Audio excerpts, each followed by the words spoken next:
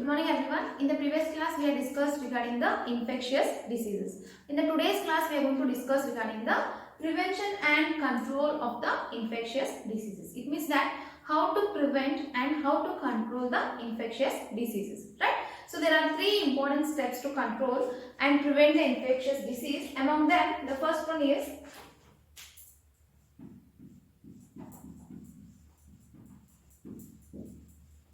maintenance of personal and public hygiene. Right. So the first step to prevent and control the infectious disease is that we have to maintain a personal and public hygiene. So what do you mean by hygiene? Means cleanliness, right? To maintain clean is nothing but the hygiene, right? So firstly we discuss regarding the personal hygiene. So what we have to do to keep ourselves hygienic means the first thing is that we should keep our body clean. So that means we have to take bath daily. That is, if possible, we have to take 2 times a bath in a day. And then we have to brush our teeth. And then we have to consume a clean drinking water. Along with that, we should also consume the clean food, fruits, vegetables, etc. Right? So personal hygiene means we have to keep ourselves clean by taking bath daily. We have to brush our teeth daily. Then we have to consume a clean drinking water, as well as we have to consume a clean food, fruits, vegetables, etc. So this is regarding the personal hygiene. So coming to the public hygiene. So it is not only enough if you keep yourself clean and your surroundings are not clean. So that is also an unhealthy condition. So what we have to do means, along with keeping the personal hygiene, we have to keep even the public hygiene. So we have to maintain a public hygiene. How we have to maintain means, first thing is that the proper disposal of the waste as well as the excreta, right? So proper disposal of a waste. So nowadays what happens means, the waste whatever that is going to create in the home, right? So we have to divide it into two things, right? One is the degradable waste and one is the non-degradable waste, right? So by doing these things we can maintain the public hygiene. So second thing is that periodic cleaning, right? So if you clean your surroundings once, that is not enough. Means how we are going to clean the home daily? Means we have to sweep the home twice a day. So in the same way we have to maintain our surroundings clean. So we have to maintain a periodic cleaning, right? So that is very necessary. So then what we have to do means disinfection of the water reservoirs, right? So water reservoirs such as the tanks, cesspools and pools. So we have to make these pools or the water reservoirs disinfectious, right? And the last thing is that we have to maintain a standard practices of hygiene in the public catering. Catering means providing the food or distributing the food. So in that cases we have to maintain a public, that is a standard hygienic conditions, right? So this is regarding the personal and the public hygiene. So personal hygiene means we have to keep our body clean, we have to consume the clean drinking water, we have to consume the clean food, fruits, vegetables, etc.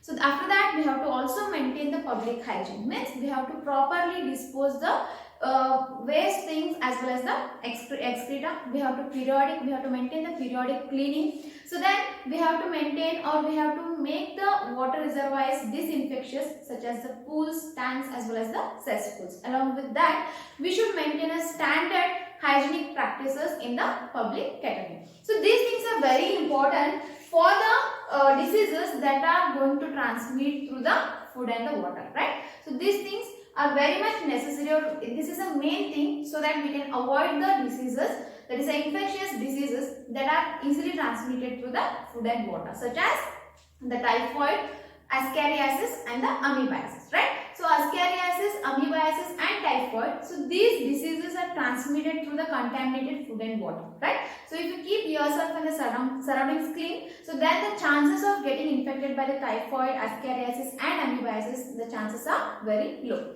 So this is the first thing. So now coming to the second step. So what is the second step is that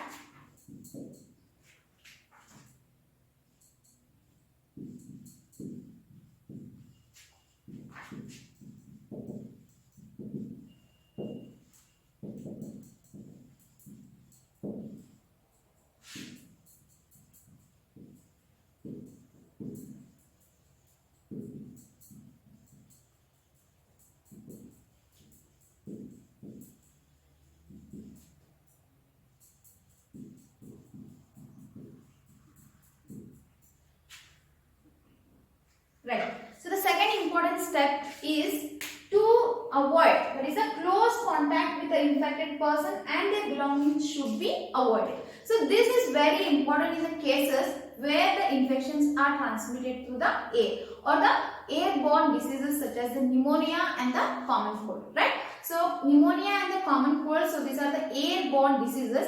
In the airborne diseases, what is the important step is that we have to avoid the close contact with the infected person and also we should avoid to touch their belongings, right? So by this we can avoid the airborne diseases such as the common cold as well as the pneumonia. So this is the second important step. So coming to the third one, control or eliminate the vectors and their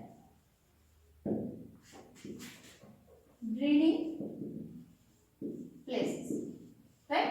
So this is a very important measure for the diseases that are transmitted through the vector. That is a vector-borne diseases such as the malaria, dengue, chikungunya, filariasis. So these are all the diseases that are transmitted or that are spreaded from one person to another person through the vectors, right? So they are usually called as the vector-borne diseases. So in case of the vector-borne diseases, what is the first and foremost thing we have to do is that we should control or completely eliminate the vectors as well as their breeding places, right? So usually the insects and the mosquitoes are the ones which are going to act as the vectors in case of the dengue as well as the chikungunya, malaria as well as the filariasis, right? So what we have to do here is that we should avoid the stagnation. Stagnation means the still water, means if the water is standing for more, means in a particular place for more than a week or 2 weeks, so that is called as the stagnation of water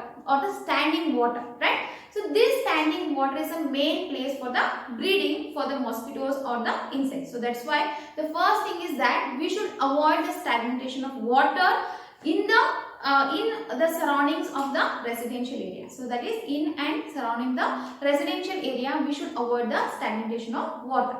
So after that, we have to concentrate on the regular cleaning. There is a periodic cleaning of the household coolers, right? So the coolers that has to be cleaned regularly or periodically. So after that, we have to make use of the mosquito nets, right? So in home, we should make use of the mosquito nets so that the mosquito can't enter through the net and you can be safeguarded from the mosquitoes. So that is an important thing. So after that, what we can do is we have to take or we have to insert or we have to put a fishes such as the gambusia. So gambusia affinis is a type of a fish that is going to feed on the larvae of the mosquito. So we have to introduce such type of fishes that are going to feed on the mosquito larvae. So in the ponds, so that we can reduce the number of mosquitoes, right? So after that, we can also spread or we can also make use of the insecticides, right? So we should put the insecticides in the drainage areas,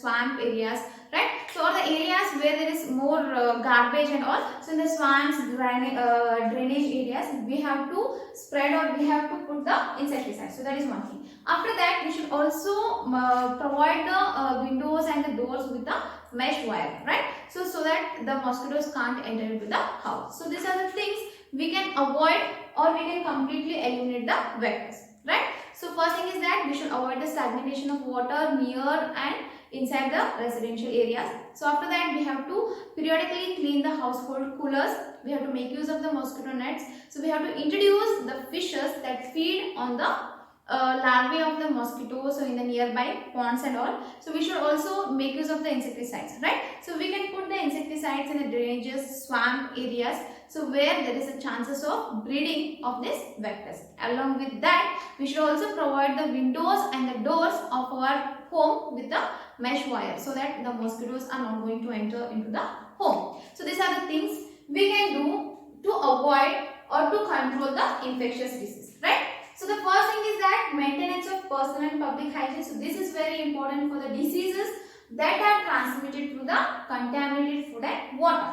So coming to the second one, that is close contact with the infected person and their belongings should be avoided. So this is the mainly important thing for the airborne diseases such as the pneumonia and the common cold. So coming to the third one, control or eliminate the vectors and their breeding places. So this is very important for the vector-borne diseases such as the malaria, filariasis, dengue and chikungunya, right?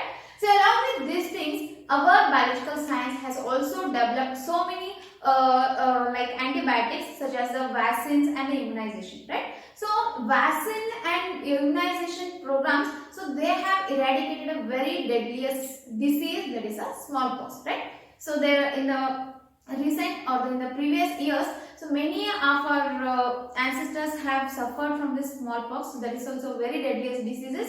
So nowadays we have found the vaccines as well as the immunization for this smallpox, and now it is completely eradicated, right? So along with that, there are also other deadly diseases such as the such as the diphtheria, pneumonia, right? So these are the diseases, and the cholera. So these are the diseases which we can control to some extent with help of the vaccines. Means along with controlling as well as the prevention measures, we have also make use of this biological science or the biotechnology has been developed so much that we have found vaccines and immunization for the many of the deadliest diseases that are transmitted from the one person to another person through these pathogens, right? So that's it for the today's class. In the next class, we will be discussing regarding the immunity and its types. Thank you.